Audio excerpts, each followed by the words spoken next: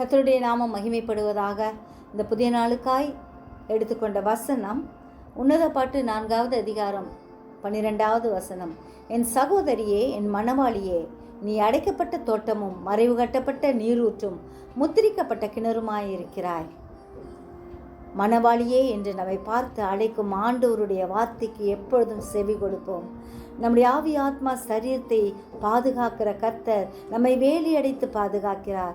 ஜீவ தண்ணீரை தருகிற ஆண்டவர் வற்றாத நீரூற்றாய் நம்மோடே கூட எப்பொழுதும் இருக்கிறார்.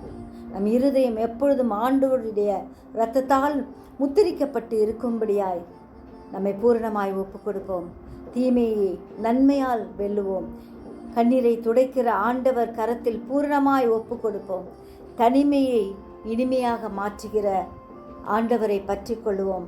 அவர் மட்டுமே நமக்கு துணை. எனவே மாறாத அந்த அன்பை தரும் ஆண்டவரிடம் நம்மை பூரணமாய் ஒப்பு கொடுப்போம். கர்த்தர் நம்மை ஆசீர்வதிப்பார், வழி நடத்துவார். ஜெபிப்போமா? ஜீவிக்கதான் நல்ல இயேசுவே, இந்த அருமையான நாளுக்காய் நன்றியோடு ஸ்தோத்திரிக்கிறோம். எங்களை பாதுகாக்கிற கர்த்தர், எங்களுக்கு துணையாயிருக்கிற தேவன் ஆண்டவரே, எப்பொழுது எங்களுக்கு கூட இருக்கிறபடியால் நன்றியோடு ஸ்தோத்திரிக்கிறோம். ஐயா, நீரே பாதுகாத்துக்கங்க, பலப்படுத்துங்க. எப்பொழுதும் உம்முடைய இரத்தத்தால் முத்திரிக்கப்பட்டவர்களாய் ஆண்டவரே, உம்முடைய பரிசுத்தாவியை பெற்றவர்களாய் உமக்காய் வாழ எங்களுக்கு வேண்டிய கிருபைகளை அதிகப்படுத்தும். சிறியோர் முதல் பெரியோர் வரை ஒவ்வொருவரையும் ஆசீர்வதிங்க, பாதுகாத்துக்குங்க, இரத்த கோட்டைக்குள் மறைத்து கொள்ளுங்க. உடைய கிருபை ஒவ்வொரு நாளும் தாங்கப்பா. நன்மையும் கிருபையும் எங்களை தொடரும்படியாய் கிருபை செய்யுங்க.